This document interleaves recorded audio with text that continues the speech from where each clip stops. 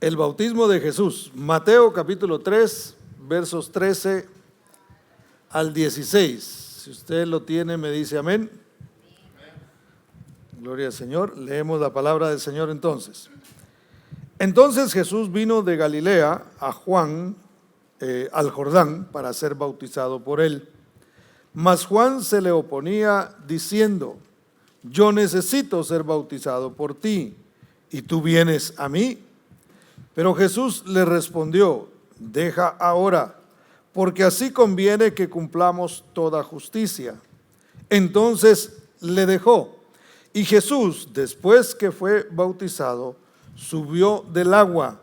Y he aquí, los cielos fueron abiertos, y vio al Espíritu de Dios que descendía como paloma y venía sobre él. Incline su rostro y oramos. Padre, una vez más, Señor, nos acercamos a ti, precioso Dios, con un corazón humilde, con un corazón dispuesto, precioso Dios, a recibir tu palabra. En el nombre maravilloso de Cristo Jesús, nosotros, Señor, venimos a la mesa una vez más a sentarnos, Señor, para comer ese pan que da vida, que es tu palabra, precioso Dios. Yo te ruego en el nombre de Cristo Jesús que tú bendigas a cada uno de los que estamos en este lugar, precioso Dios, que tú bendigas por medio de tu palabra y tu Espíritu Santo, precioso Dios, se mueva en medio nuestro por medio de ella, Padre. Señor, abre nuestro entendimiento para que podamos comprender lo que tu palabra nos está hablando, precioso Dios. Señor, que cada persona en este lugar podamos recibir esa porción que tú tienes para cada uno de nosotros, precioso Dios. Háblanos porque anhelamos escuchar tu voz y anhelamos recibir en nuestra alma, Señor, esa palabra que nos levanta, que nos conforta, que nos cambia, Señor, que nos confronta también, precioso Padre, en el nombre maravilloso de Cristo Jesús. Gracias, precioso Dios. Amén y amén. Dale un aplauso fuerte al Señor porque Él es bueno. Como la mayoría de nosotros sabemos, mis hermanos, Juan, el Bautista, precisamente se encontraba bautizando en el río Jordán, en un área desértica, preparando el camino para el que vendría detrás de él. El trabajo de Juan el Bautista fue preparar el camino para el advenimiento del Mesías. Es decir, él sabía que su llamado era ese. Él fue de alguna manera el último profeta, si lo pudiéramos decir de esa forma, y él hacía un llamado al bautismo para arrepentimiento. Ahora nosotros como iglesia estamos llamados, ahora ya no es solo un hombre el llamado, sino que la iglesia completa estamos llamados a preparar el camino. Déjenlo repito. Usted y yo estamos llamados a preparar el camino para el advenimiento del Mesías en su segunda venida. ¿Cuántos dan gloria al nombre del Señor, hermano? Mire, cuando el Señor vino en su primera venida, Él vino a establecer un reino espiritual. Lo hemos explicado acá en diferentes ocasiones. Él vino a poner su reino en el corazón de todos aquellos que por fe creyeran que Él era el Mesías. Ahora, nosotros estamos preparando el camino para cuando Él venga a establecer un reino literal en esta tierra. Por ahora Él sigue entrando en los corazones de cada uno de los que hemos creído en Él, porque no lo podemos ver. Sin embargo, es la iglesia la encargada de preparar ese camino para cuando las nubes se abran, hermano, y aparezca la señal del Hijo de Dios y venga a establecer su reino sobre esta tierra. Pero entonces Juan se encontraba bautizando y haciendo un llamado al arrepentimiento. Él decía: arrepentíos. Y les hablaba obviamente de lo que vendría y hablaba de que él preparaba el camino para este personaje que vendría después de él. Ahora, Juan conocía obviamente a Jesús. Para los que no sabían, Juan el Bautista y Jesús eran familiares. Ellos eran primos segundos. Sus madres eran eran primas entre ellas, entonces ellos venían siendo una especie de primos segundos. Eso quiere decir que se conocían, que habían convivido durante toda la vida.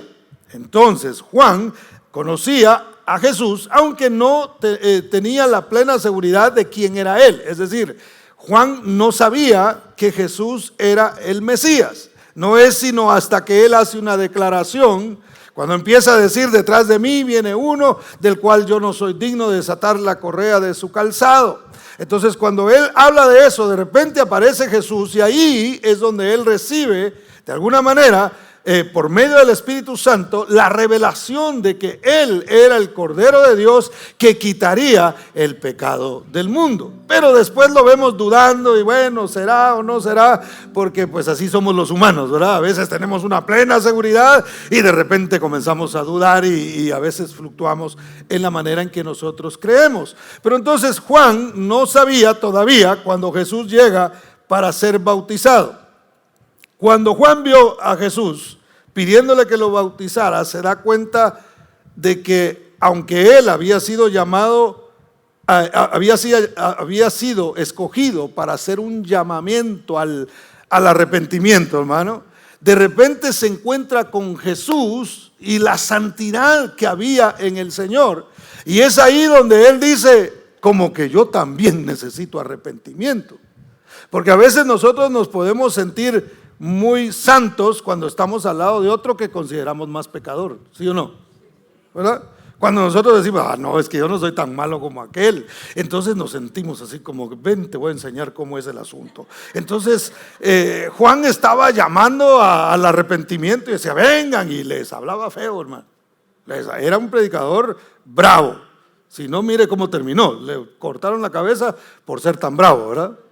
Y bueno, esa era parte del plan de Dios también para su vida. Pero entonces él estaba predicando, y yo me lo imagino, hermano, que era fuerte, y la voz la alzaba, y predicaba con mucha autoridad porque Dios le había dado autoridad. De hecho, en él estaba el espíritu de Elías. Con el espíritu de Elías era que él servía y él hablaba. Entonces hablaba con mucha autoridad. Sin embargo, aparece Jesús, y cuando aparece Jesús, él se da cuenta de que él también tiene sus fallas, de que él también necesita cambiar ciertas cosas. Entonces, ¿qué es lo que le quiero enseñar con esto? Nosotros no tenemos que andarnos comparando con nadie de esta tierra, hermano, porque siempre encontraremos uno que va más adelante que nosotros, o vamos a encontrar uno que está atrás, ¿verdad? Y tendemos a no compararnos aquí, sino de este lado, ¿verdad? Porque aquí nos hace sentir bien. Pero realmente, delante de quién usted y yo tenemos que estar en todo momento. Es más, usted y yo todos los días tenemos que presentarnos delante de aquel que es santo, para que nos muestre nuestros errores y para que nos muestre dónde nosotros necesitamos ser transformados y dónde necesitamos ser cambiados. ¿Cuántos dicen amén? Denle un aplauso fuerte a Cristo, porque Él es bueno. Entonces Juan se da cuenta y dice, hey, no, yo realmente necesito ser bautizado por ti. Porque, hermano, si alguien se conoce, es la familia. ¿Verdad que la familia lo conoce a usted? Por eso cuando alguien se convierte, hermano, los familiares son los primeros que dicen, yo quiero ver eso, a ver si es cierto. Yo quiero ver si realmente, déjenlo que vaya unos días. Ya van a ver que pronto va a estar de regreso. O sea, los familiares son los que nos conocen como somos. Entonces, Jesús y Juan obviamente se conocían. Entonces, Juan sabía qué tan santo era Jesús, y Jesús también sabía qué tan santo era Juan. Entonces, para él era incómodo que viniera alguien que él consideraba que estaba más arriba que él a decirle que lo bautizara. Él dijo, no, yo necesito que tú me bautices a mí. Él consideraba que Jesús tenía más autoridad que él, y no estaba errado, porque Jesús era 100% hombre, pero 100% Dios. Sin embargo, hermano, la Biblia dice que Él se humilló y tomó forma de hombre, al punto que él respetaba, por decirlo así, el llamado que se le había hecho a Juan. Entonces el Señor le dijo: no, aquí conviene hacer las cosas de la manera que están establecidas. El llamamiento a bautizar es tuyo, y aunque consideres que yo no necesito ser bautizado, realmente así conviene que se haga. Entonces, ¿por qué no se tenía que hacer de esa forma, hermano? Porque según la mente de Juan, porque Jesús no había pecado. O sea, Juan se ponía a pensar y decía: ¿de qué se arrepiente Jesús si nunca lo vimos hacer una travesura? Usted nunca tocó una puerta y salió corriendo de niño. Nunca le pusieron orejas de burro en la escuela porque nunca se portó mal. Siempre tenía una sabiduría impresionante, ¿sí o no? Lo hablamos hace 8 días. A los 12 años se ponía a discutir con los doctores de la ley. Tenía una mente obviamente brillante. Entonces Juan no se sentía digno de poder bautizar al Señor. Ahora Jesús le dijo: así conviene. ¿Por qué convenía que se hiciera de esa manera? Bueno, ya mencionamos una parte. Número 1, porque afirmaba el ministerio de Juan. El ministerio de Juan era genuino cuando Jesús mismo es el que le dice: así conviene que se haga.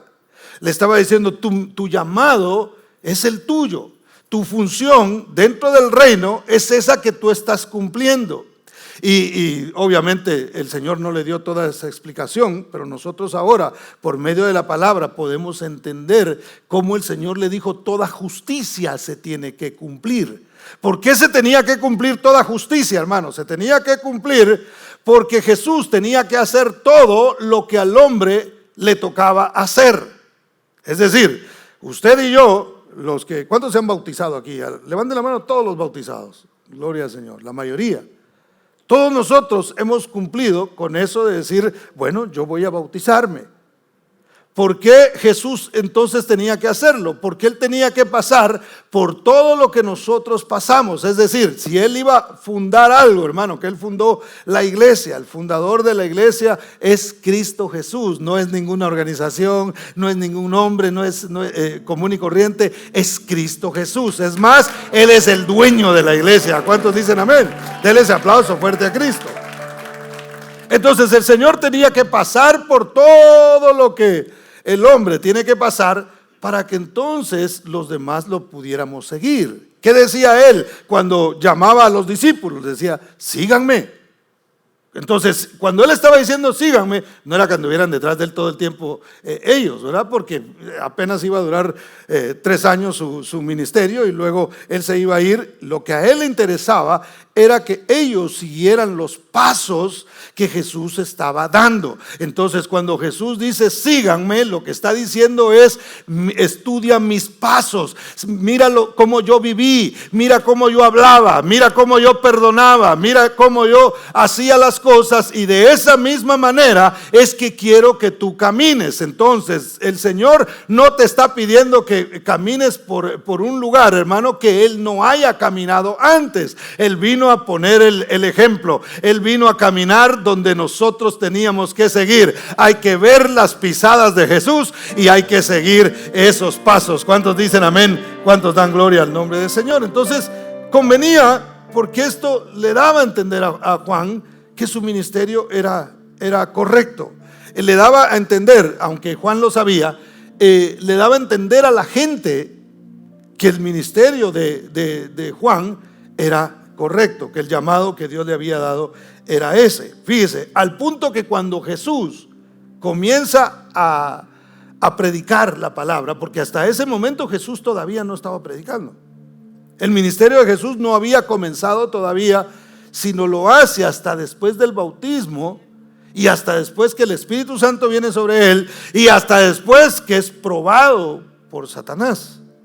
Mire qué interesante eso. No empezó su ministerio hasta que eso sucedió. Y en Mateo capítulo 4 y verso 17 dice: desde entonces, después que el Señor fue probado, comenzó Jesús a predicar y a decir: arrepentíos, porque el reino de los cielos se ha acercado. ¿De quién era esta frase? Esta era la frase que obviamente inspirada por el Espíritu de Dios decía Juan el Bautista. Jesús no se inventa otra cosa y dice, bueno, aquí vamos a crear nuestro propio estilo porque pues yo soy Jesús, sino que Jesús comienza a seguir el mismo camino que había comenzado a abrir en este caso Juan el Bautista. Entonces, número 2, ¿por qué era importante que se hiciera así? ¿Por qué era conveniente, hermano?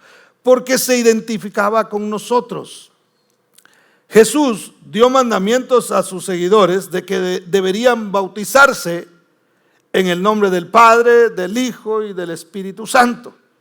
Y eso ha creado un pequeño conflicto, porque algunos dicen que no, que debería bautizarse en el nombre de Jesús, porque así dijo Pedro. Y bueno, pero Jesús dijo en el nombre del Padre, del Hijo y del Espíritu Santo. Entonces, ¿a quién le hacemos caso? Le hacemos caso mejor a Jesús, ¿verdad? Porque realmente ahí lo que hizo Pedro fue simplemente recortar una frase. Él dijo, bautícese en el nombre del Señor, bautícense, ¿verdad? Pero no estaba diciendo que el bautismo tenía que crear una doctrina de eso y decir, bueno, el bautismo debe ser solamente en el nombre de Jesús. Pero bueno, esto es entre paréntesis. Jesús dijo que deberíamos bautizarnos. Y una vez más, Jesús pone el ejemplo y dice, aunque yo no tengo de qué arrepentirme, aunque yo no tengo pecado, aunque no hay falla en mí, de todas maneras yo voy a pasar por lo mismo. Es más, la paga del pecado es la muerte. Jesús nunca pecó, pero sin embargo, para poder redimir al hombre, Él dijo, yo voy a morir en lugar de ellos, para que ellos entonces puedan tener vida. ¿Cuántos dan gloria al nombre del Señor? Entonces, en una especie de iniciación, por decirlo así. Ya ve que a veces hay gente que en las universidades, por ejemplo, se practica esto, de que cuando llegan a cierto grado o van a ingresar, para poder ingresar a ciertas facultades, a veces los mismos alumnos se han inventado una especie de bautismo y les hacen un montón de cosas, ¿verdad? Y eso los hace ver a ellos como que ya se iniciaron ahí. En las pandillas, hermano, eso es tremendo. Yo tenía ganas de meterme a una, pero dicen que es a golpes que lo reciben a uno. Entonces yo dije, no, dije yo, no, mejor no. No es cierto, yo nunca me metí, pero sí me di cuenta que a los jóvenes que se metían, hermano, una golpiza les daban. Y yo decía, Padre eterno, y eso tiene un montón de razones de ser, ¿verdad? Pero a mí se me hacía una tontería ir a que un montón me agarren a patadas y después que me levanto así todo, bienvenido a la familia. Un abrazo, ¿verdad? Con ganas, yo capaz que me empiezo a desquitar de uno por uno. Entonces, hacen este tipo de cosas para pertenecer a un grupo. Entonces, el Señor es el primero que se bautiza de esta manera. Sin deber absolutamente nada, Él se acerca y en un acto de obediencia está diciendo, yo estoy dispuesto. Fíjese el simbolismo de esto. Yo estoy dispuesto a morir, pero sabiendo que también voy a resucitar. Entonces Jesús dice, le está diciendo a la iglesia, ya desde ese momento se deja establecido en la palabra para que nosotros lo podamos comprender. Lo que el Señor está pidiendo de nosotros es exactamente lo mismo, que en obediencia descendamos a las aguas y nosotros una vez más en un simbolismo, entremos ahí y luego salgamos creyendo que aunque muramos un día vamos a resucitar, hermano. No se alegró usted mucho, ¿verdad? Hermano, para resucitar hay que morir, ¿verdad? Eso tiene que ser así. O sea, no se puede resucitar si antes uno no se muere. ¿Cuántos dicen amén? Entonces, en un sentido espiritual, nosotros tenemos que morir a nosotros mismos para que pueda resucitar una persona diferente. Entonces Jesús estaba dando este ejemplo para que nosotros pudiéramos entonces comprender el significado del bautismo. Número 3, ¿por qué convenía que se cumpliera toda justicia de esta manera? Porque era una declaración profética ante el Padre. Fíjese, Jesús estaba sometiéndose al Padre. Yo le explicaba a los niños en el retiro, precisamente hablando acerca de la salvación. Y yo les ponía ahí personajes y usé a unos hermanos ahí que los llamé en el ratito y armamos ahí un mini drama. Por poco nos dan un Oscar por esa actuación, hermano, tremendo. Pero entonces puse a los hermanos ahí, puse una representación del Padre y puse una representación del Hijo. Y otro que representaba al diablo y al hombre. Entonces yo expliqué cómo el hombre le desobedeció a Dios. Y entonces al desobedecer a Dios, el Padre obviamente tenía ya un plan para alcanzar y redimir al hombre. Entonces envía a su Hijo para que su Hijo pueda predicar y pueda enseñarles y pueda entonces morir en la cruz del Calvario sin haber pecado, y esto lo hace a él que pueda resucitar. ¿Por qué? Porque como no tenía pecado, no se podía cumplir eso que decía: alma que pecare, esta morirá. Entonces, al no tener pecado Jesús venció a la muerte, y en esa resurrección, entonces, hermano, Dios abrió la oportunidad para que usted y yo, por medio de la fe, experimentemos esa misma vida que Él pudo tener. Entonces, volviendo a lo que estamos hablando, Jesús se somete al Padre. Se somete al Padre porque ese era el plan del Padre. El Padre dijo: yo amo tanto al hombre que quiero alcanzarlo, que quiero salvarlo, que quiero cambiarlo, no quiero que se pierda. Es más, la Biblia dice que Dios no quiere que nadie se pierda, sino que todos procedan al arrepentimiento.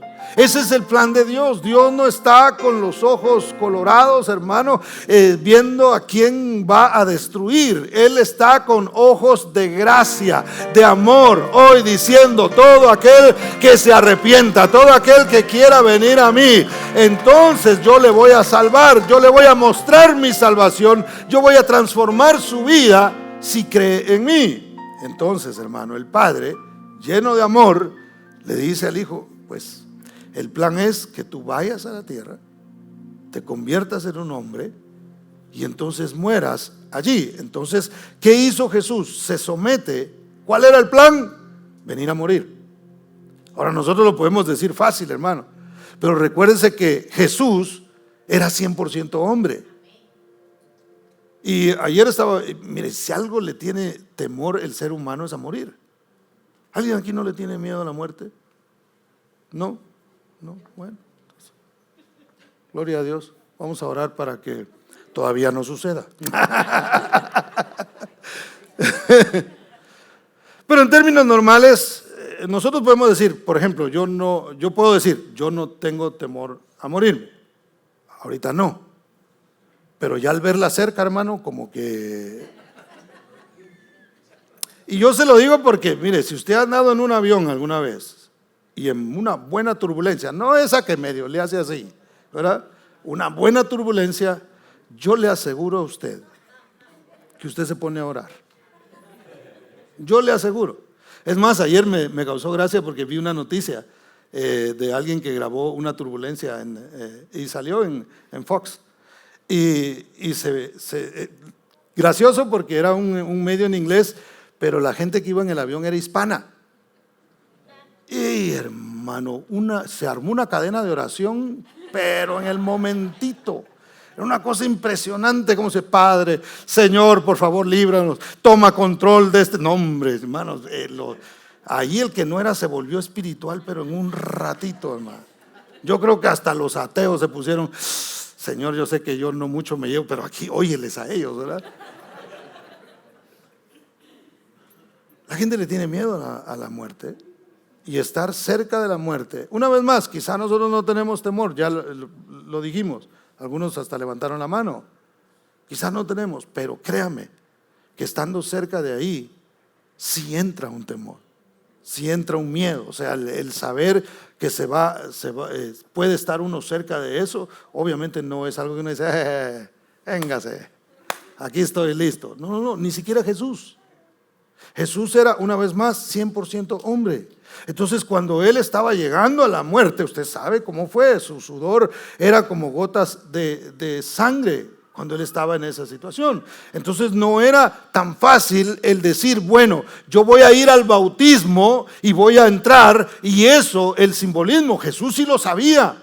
Ellos no lo entendían todavía, pero lo que Jesús estaba ejemplificando en ese momento era su muerte. Yo voy a morir. Entonces se estaba sometiendo al plan del Padre. El Padre le dijo, la cosa es a morir. Es más, llegó un momento en el que él dijo, Padre, si es posible, pase de mí esta copa, pero que no se haga mi voluntad, sino que se haga la tuya. Él estaba sometido al Padre. Entonces, hermano, imagínese que a usted lo pongan a hacer un simulacro de su muerte. O sea, piense en eso. Y usted le diga, mire, vamos a ver cómo es que usted va a morir. Hagamos así como que ya va a ocurrir el asunto, ¿verdad? Y usted sabe que eso es lo que viene en realidad. Eso, yo no sé, a mí me llenaría un poquito de ansiedad. El saber que lo que estoy practicando es algo que me va a suceder dentro de un tiempo, dentro de 3 años. No sé si me voy a entender. Entonces el bautismo de Jesús no era simplemente, echémosle aquí, un acto religioso. No era eso, sino él sabía, este es un simulacro. Yo voy a morir, voy a descender a las partes más bajas de la tierra, me voy a someter. Mire, Romanos 6, 3 y 4 dice, ¿o no sabéis que todos los que hemos sido bautizados en Cristo Jesús? Me gustó las playeras que traían algunos que se bautizaron ayer, porque decía bautizado y aquí abajo decía en Cristo. Algunos de los hermanos compraron estas playeras y ese dicho que traían ellos ahí es bíblico. Dice, hemos sido bautizados en Cristo Jesús. Hemos sido bautizados ¿en qué? En su muerte, porque somos sepultados juntamente con él para muerte por el bautismo, a fin de que como Cristo resucitó de los muertos por la gloria del Padre, así también nosotros andemos en vida nueva. Eso es lo que representa entonces el bautismo. Jesús entra a las aguas diciendo, yo muero, pero voy a resucitar. Entonces el que se bautiza, hermano, lo que tiene que saber es que lo que está sucediendo es que está diciendo, yo voy a morir al mundo, voy a morir a mis deseos, voy a morir a lo que a mí me gusta, voy a dejar todo atrás simplemente para resucitar y ser una nueva persona, tener una nueva vida. Para eso venimos a Cristo Jesús, para que nuestras vidas sean transformadas. Entonces Jesús pasó por esto mismo también. Ahora, ¿qué otra cosa vemos aquí, hermano? Fíjese, no solamente se sometió al Padre, sino que también tenía una expectativa del poder del Padre. ¿Sabe cuándo se pierde el temor a la muerte, hermano? Cuando se tiene una expectativa. Mire cómo decía Pablo, por ejemplo. Pablo hablaba de la muerte y decía, yo no sé qué escoger. Porque si me muero, voy a la presencia del Señor. Y si me quedo aquí, pues qué bueno, porque estoy cumpliendo con el propósito de Dios y estoy predicándoles a ustedes la palabra. Entonces, a mí me gustaría estar allá. Cuando usted tiene una expectativa, usted no tiene miedo de morirse. Cuando usted dice, bueno, yo voy, si me muero, es cierto, va a ser doloroso para mi familia. Créame que para el que se muere, no. El que se muere, no. El que se muere llega allá y dice, mira, se acabó tu asunto en la tierra, olvídate de eso, y se olvida de eso. Allá no crea que el abuelito de uno anda, ay, ¿dónde estará mi hijo? Ay, allá está mi nieto, le voy a ayudar. No, olvídese. Eso no existe. Ellos están en un lugar, hermano, obviamente que murió en el Señor y se fue para allá. Allí está tranquilo, disfrutando y no está preocupado de la economía ni de si Donald Trump o Kamala Harris van a quedar de presidentes. Él no está preocupado de nada de eso, hermano. Ellos no tienen esa preocupación, simplemente están ahí. Los que se quedan preocupados, obviamente, es la familia, son los que de alguna manera sufren el dolor. Pero cuando uno tiene, y como como humano es normal que uno tenga ese sufrimiento. Pero, mis hermanos, cuando nosotros entendemos y decimos, yo sé que si muero a mí mismo, hay una expectativa del poder de Dios.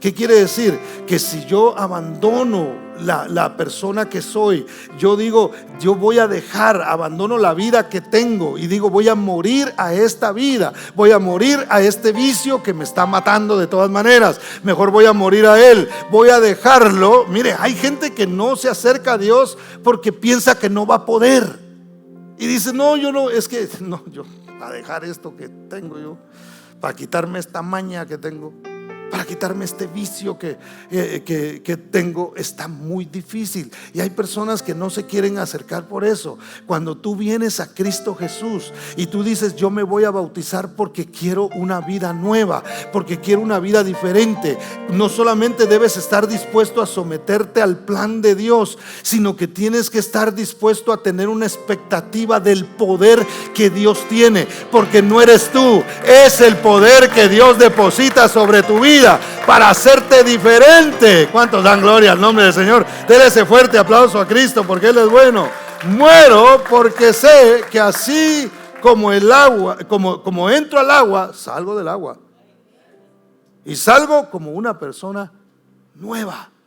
Eso es lo que Jesús estaba representando una vez más. Aunque Él no lo necesitaba, nos estaba poniendo a nosotros este ejemplo. Entonces, ¿qué es lo que nosotros tenemos que hacer? Morir a nosotros mismos, hermano. El bautismo es solamente un simbolismo, se hace una vez y ya, ¿verdad?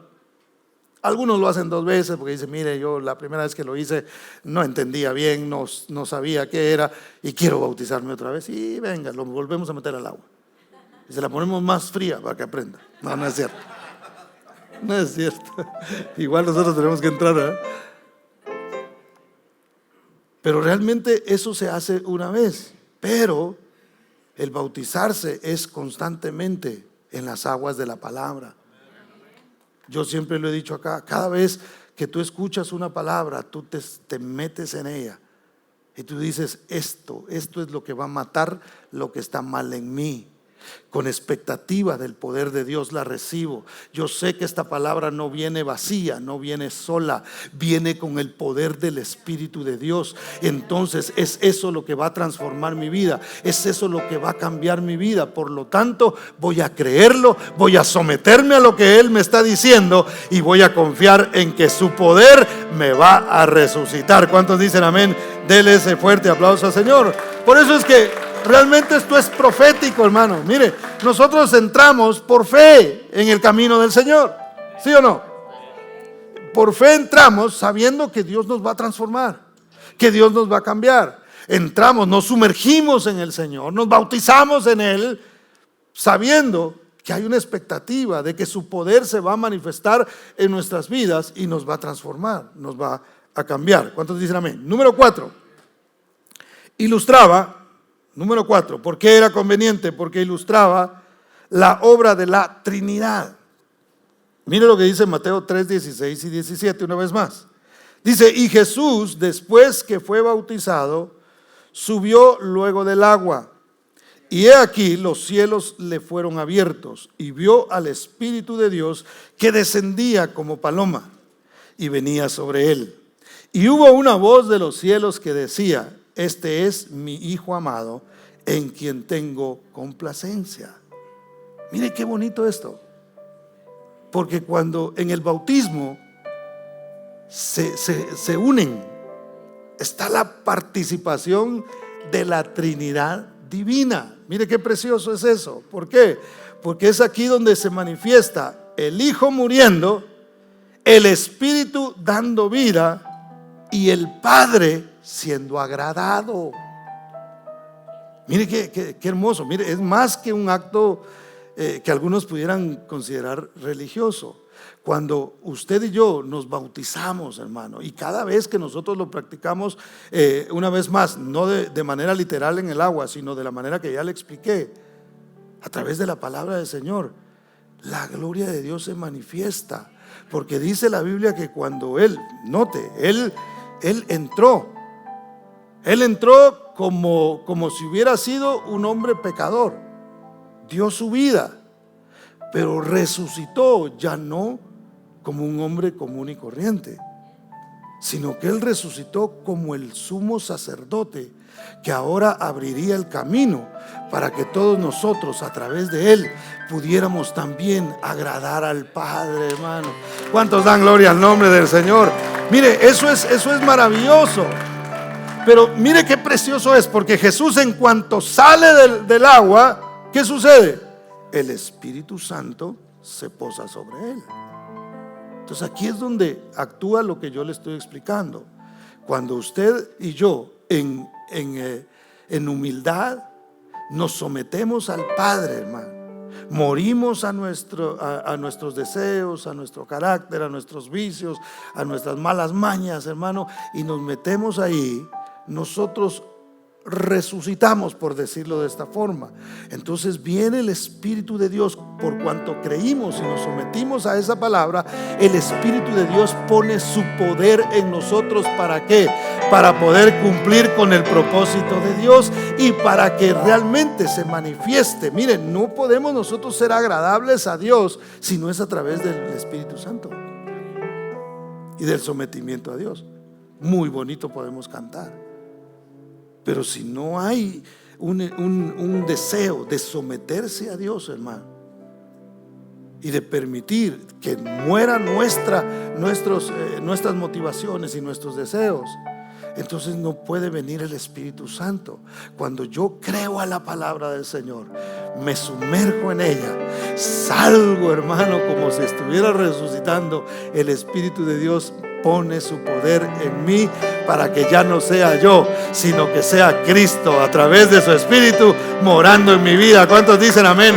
Dele ese fuerte aplauso al Señor. Entonces no tengas temor en acercarte a Dios, no tengas temor en darle tu vida a Dios completamente, no tengas temor en dejar cualquier cosa y sacrificarla por el Señor, porque Él te va a dar la vida eterna. ¿Cuántos dicen amén? Dele ese aplauso fuerte a Cristo, porque Él es bueno. Ahora, el Antiguo Testamento, mis hermanos, yo se los he enseñado acá muchas veces, es un libro de figuras.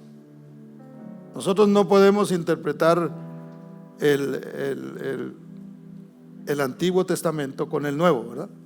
No se puede, pero sí se puede interpretar el Nuevo Testamento con el Antiguo, porque es un libro de figuras. Eso nos muestra a nosotros verdades espirituales que luego se cumplieron.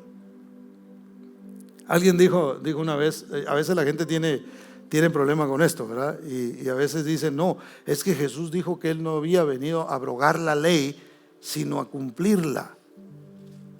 Entonces, ¿pero la ley de quién, verdad? Porque a veces la gente piensa, bueno, si Jesús dijo eso, entonces los cultos deberían de ser en sábado, porque el sábado hay que guardarlo, y entonces deberíamos hacer esto y esto y esto y esto y esto, que son leyes que los mismos israelitas se inventaron. Ellos le agregaron normas a la ley, ellos tuvieron su propia manera de interpretar la ley de Dios, y entonces pusieron un montón de normas que realmente no habían salido del corazón y de la mente de Dios. Cuando Jesús dijo, yo vine a cumplir la ley, no dijo vine a cumplir la ley de ustedes, yo vine a cumplir la ley del Padre. Él fue el cumplimiento de la ley. Realmente Él pagó por todos los castigos de la ley, hermano, porque la ley incluía consecuencias, incluía castigos. Esto les va a pasar si hacen esto, ojo por ojo, diente por diente, qué sé yo. Todos los castigos que la ley tenía, Jesús los cargó en Él para que usted y yo no tuviéramos que pagar eso. ¿Cuántos dan gloria al nombre del Señor? Entonces no se trata de seguir una lista de reglas que alguien se inventó, sino se trata de reconocer que hubo uno que fue perfecto y cumplió la ley. Y cumplió aún, hermano. No solamente la respetó, porque sí la respetó, sino que cumplió aún los castigos que conllevaban el infringirla para que nosotros pudiéramos ser alcanzados. Bueno, entonces encontramos que en el Antiguo Testamento hay figuras sobre el bautismo. Noé, por ejemplo, estuvo en algo parecido que Jesús. ¿Cómo estaba Jesús en el bautismo? Cuando Él entró, Él estaba rodeado de agua, ¿cierto? Él entró en el agua, se sumergió, pero luego salió y estaba sumergido en las aguas. Noé pasa por algo similar. Las aguas sirvieron ¿para qué, hermano? El mundo estaba pasando por un momento muy parecido al de ahora. La corrupción, hermano, eso estaba pero terrible. Había una corrupción, una vez más, muy parecida a la que nosotros podemos ver hoy. Nosotros nos escandalizamos y ¿cómo es posible? Hombre, y ahora esto que hacen y esto que otro, y posiblemente algunas cosas son nuevas, pero realmente ya el mundo ha pasado por diferentes etapas donde ha estado al punto donde el pecado, hermano, ha llegado a la misma presencia del Señor. Entonces el Señor tuvo que, en un acto, por decirlo así, de misericordia, acabar con la corrupción que había en el mundo. Ahora vea conmigo Génesis capítulo 6, versos 6 al 8.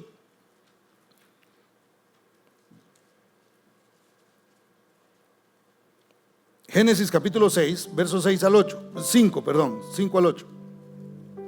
Dice: y vio Jehová que la maldad de los hombres era mucha en la tierra, y que todo designio de los pensamientos del corazón de ellos era de continuo solamente el mal. ¿En qué pensaba la gente? En el mal, hermano.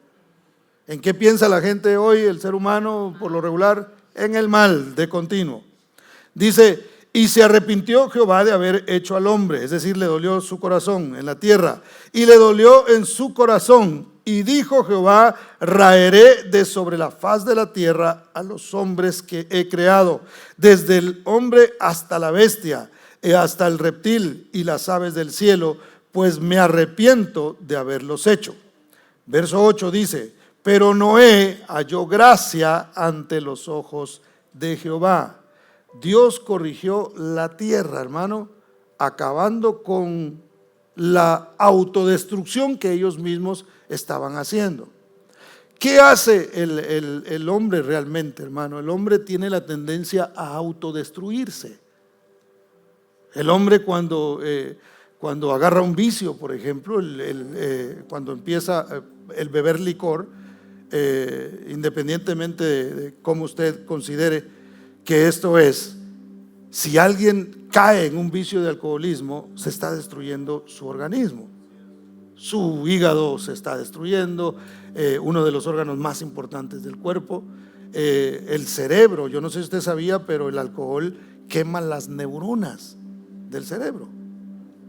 O sea que el que bebe alcohol no se está haciendo más inteligente, por el contrario, está perdiendo inteligencia. No sé si me voy a entender, pero eso así funciona. Entonces, eso es solamente un ejemplo. La droga, por ejemplo, puede destruir a una persona. Pero las drogas que hoy existen, hermano, que son no son como las que fumaban algunos abuelitos, hermano. Ahora la cosa es más difícil porque hay una intención de destruir. Esto realmente no pertenece a alguien que tenga buenas intenciones de ayudar a otros. Mire cómo ayudan los políticos ahora. Y aquí sí me voy a meter un poquito en un asunto que yo considero es incorrecto. Van y buscan a los drogadictos y les hacen lugares donde ellos puedan y de manera saludable puedan drogarse. En lugar de crear programas para sacarlos de ahí y ayudarlos, los mismos políticos que deberían de velar por el bienestar de la población están destruyéndolos. ¿Por qué? Porque la mente del hombre es de continuo hacia el mal. Entonces dice: le voy a hacer un mal que parezca bien, ¿verdad? Voy a hacer algo malo que parezca bueno realmente, aunque no lo hacen quizá de esa manera consciente, porque eso es lo que hace el enemigo, destruye la mente de las personas al punto que comienzan a pensar que le empiezan a llamar a lo bueno malo y a lo malo bueno. Entonces cuando Dios ve esto, dice: el hombre se está destruyendo a sí mismo, y si yo permito que esto siga así, voy a tener una generación, vamos a tener una generación en el mundo que solamente va a ser para destrucción. Entonces el Señor dice: voy a tener que quitar todo hombre que hay sobre la tierra, y toda bestia y todo, hasta las aves se fueron, hermano. dijo él, lo voy a hacer, voy a acelerar el proceso ese de muerte para que podamos de alguna manera empezar a tener un nuevo comienzo. Pero dice la Biblia que Noé halló gracia ante los ojos del Señor. Y no era porque Noé era el más bueno del mundo, hermano, porque de la misma manera nos ha ocurrido a usted y a mí. Dios no nos escogió porque nosotros éramos los más buenos, sino que hallamos gracia en los ojos de Dios. Es decir, no hallamos juicio. Aunque había un juicio, voy a destruir la tierra, va a llover y van a ser destruidos todos. Esos eran ojos de juicio. Pero cuando Noé vio a Dios, encontró gracia en sus ojos. Eso es lo que usted y yo hemos encontrado. Había para nosotros, hermano, preparado un juicio, pero encontramos gracia en los ojos de Cristo Jesús, y Él nos alcanzó, y por Él nosotros somos salvos. Y la Biblia dice que por 40 días, hermano, llovió sobre la tierra. Cuando se detuvo la lluvia, Noé se levantó por encima de las aguas. Entonces, cuando él abre la ventana por primera vez y mira, hermano, no vio una playa con palmeras y unas cuantas gaviotas volando. Es más, no habían aves ya. Las únicas aves que habían eran las que estaban dentro del arca. Entonces, cuando él mira, está rodeado de agua. Es lo mismo que Jesús. Él sale del agua y lo que mira es simplemente agua a su alrededor. Entonces, ¿qué hace Noé en ese momento? Agarra un cuervo, hermano, un ave carroñera, ¿verdad? Y la saca del arca y se va, y no vuelve nunca más. Pero dice la Biblia que luego saca ¿qué? Una paloma. La paloma representa ¿qué? Al Espíritu Santo. Entonces la saca y la paloma se va, pero dice la Biblia que no encuentra dónde posar su pie. Entonces, ¿qué hace? Regresa. Y cuando regresa, Noé mismo extiende su mano y le permite entrar una vez más al arca. ¿Sí le parece a usted muy parecida la escena? Agua alrededor, una paloma viniendo sobre Jesús, y en este caso una paloma viniendo a Noé.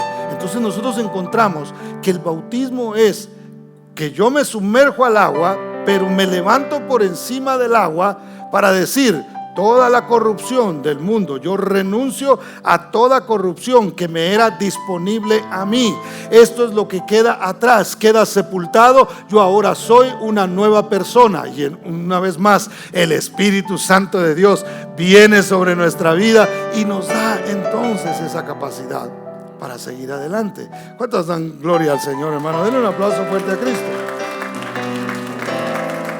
Entonces, el bautismo significa que el sistema corrupto del mundo por el cual estoy rodeado ha quedado atrás. Primera de Pedro, capítulo 3, versos 20 y 21.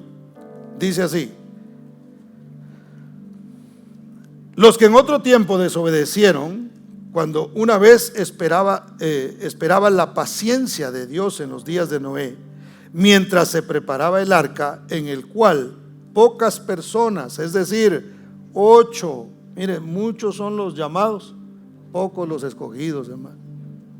Lamentablemente, muy pocos responden a ese llamado.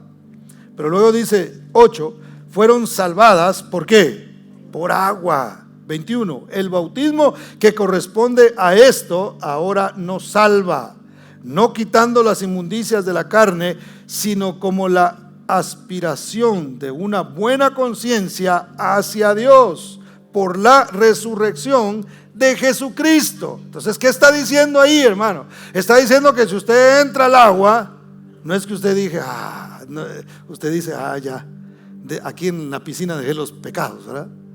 Eso no es así. De hecho, ahí dice que no es eso lo que nos limpia, sino lo que crea el bautismo en nosotros es más bien una aspiración a una buena conciencia delante de Dios.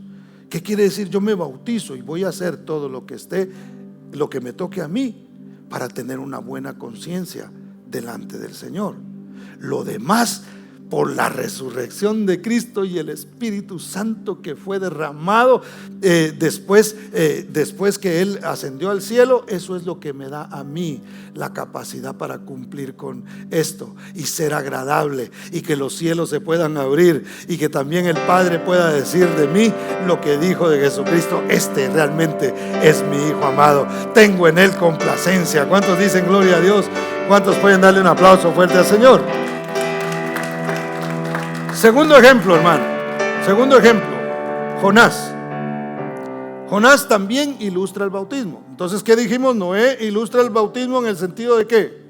De que toda la corrupción del mundo, yo renuncio a ella, la dejo atrás, y entonces me levanto para ser una nueva persona.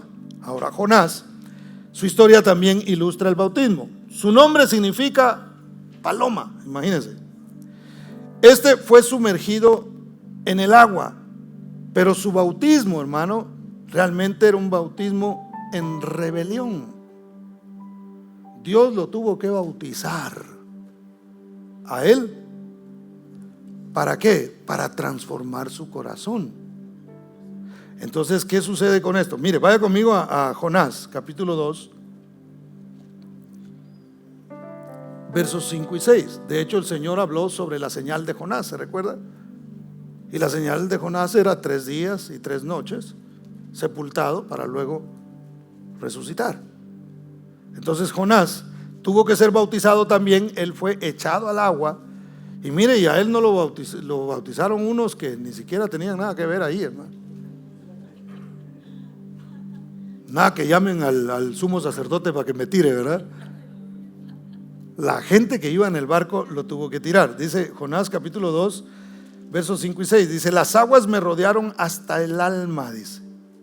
Rodéame. Note que la expresión de él, porque no está diciendo y las aguas me cubrieron hasta la cara, ¿verdad? Porque eso era obvio. Él fue sumergido en el agua, pero dice no solamente ahí, sino que me rodearon el alma. Este es el bautismo, hermano, que tiene que ver con algo más interior en nosotros, porque una vez más nosotros podemos practicar el bautismo como algo religioso, pero lo que Dios está buscando es que esa agua penetre realmente hasta el alma nuestra.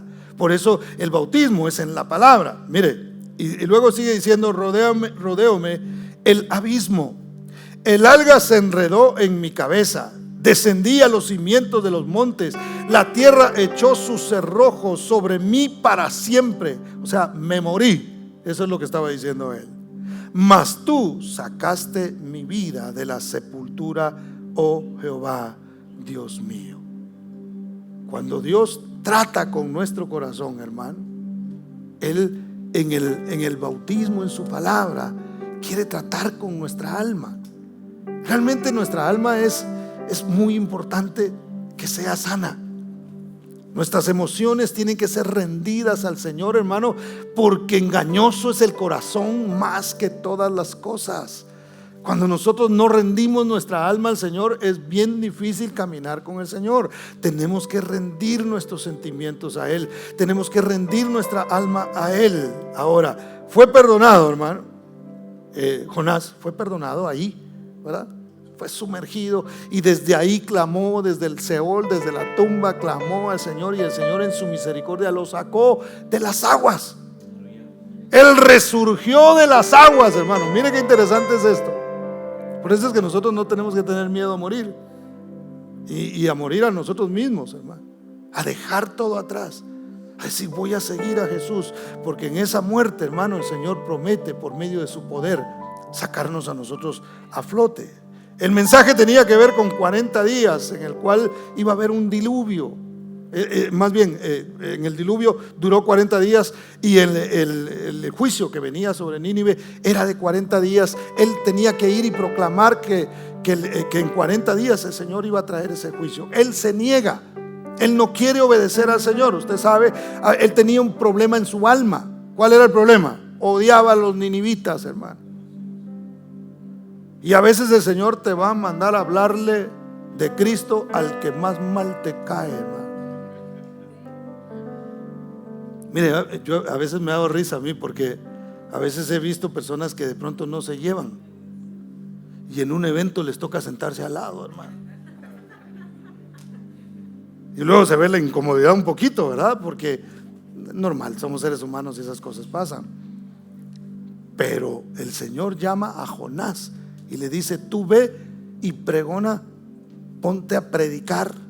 Pero como Jonás era un profeta y él conocía a Dios, él dijo: yo sé que Dios lo que quiere es que esta gente, capaz que estos asesinos se convierten y el Señor los perdona. Y él no quería que el Señor los perdonara. Él lo que quería era que el juicio viniera y consumiera a todos los ninivitas, porque eran malos, de veras eran malos. O sea, quitándole un poquito lo espiritual al asunto, Jonás tenía cierta razón como humano. O sea, eran malos, mataban a los israelitas, hacían con la gente unas barbaridades. Y el Señor le dijo: Jonás, tú tienes que ir y tienes que predicarle a esa gente. Hermano, cuando Jonás desobedece, el Señor tiene que sumergirlo.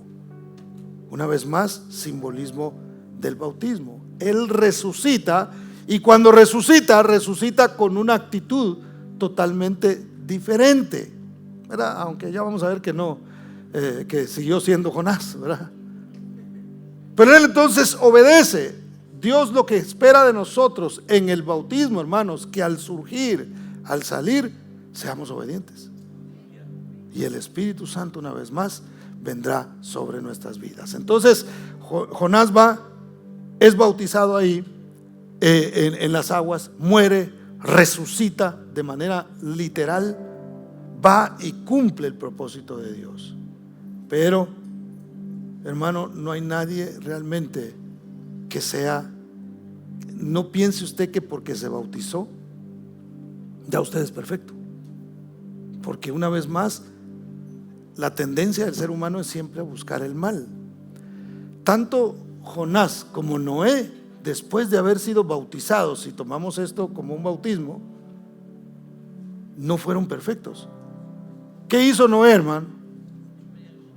No crea que Noé bajó y dijo: ay, qué bueno ha sido Dios, vamos a hacer un culto de acción de gracias y por favor, hijo mío, dirige la adoración y vamos aquí a darle gracias al Señor porque nos libró de las aguas.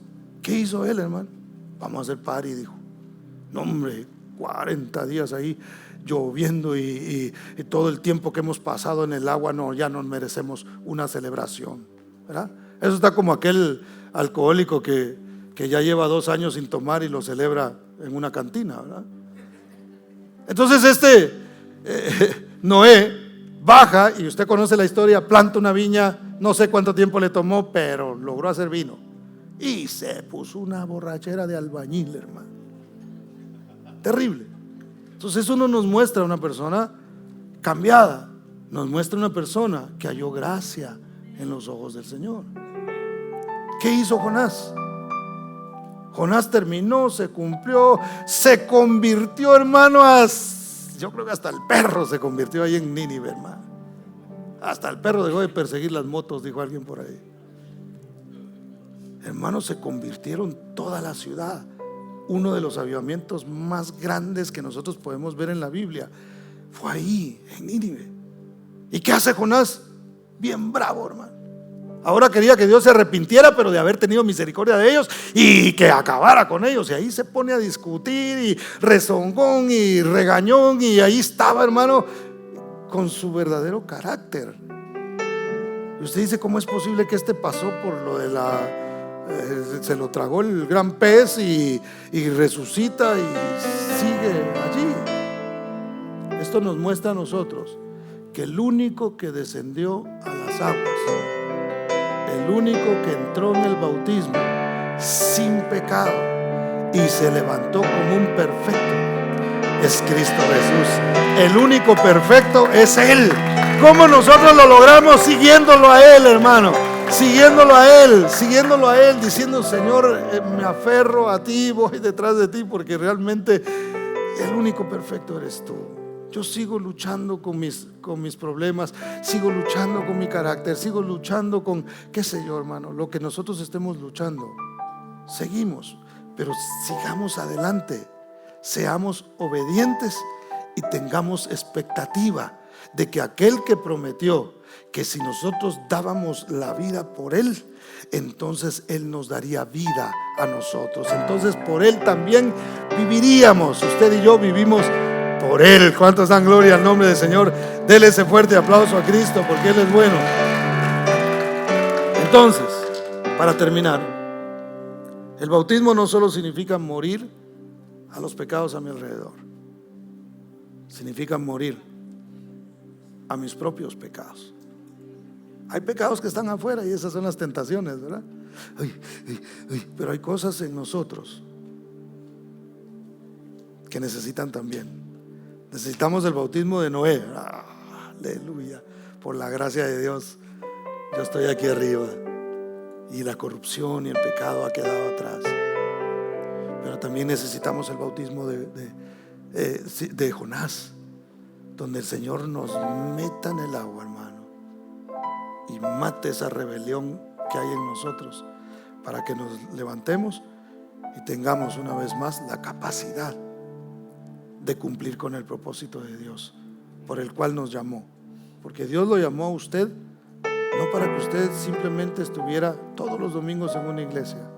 No, Dios lo llamó a usted para hacer luz donde quiera que usted vaya, en su casa, en la calle, en su trabajo, donde quiera que usted vaya. Dios lo llamó a usted a cumplir con ese propósito. Pero para eso hay que dejar que nos metan el agua, que es la palabra de Dios. Póngase de pie, por favor.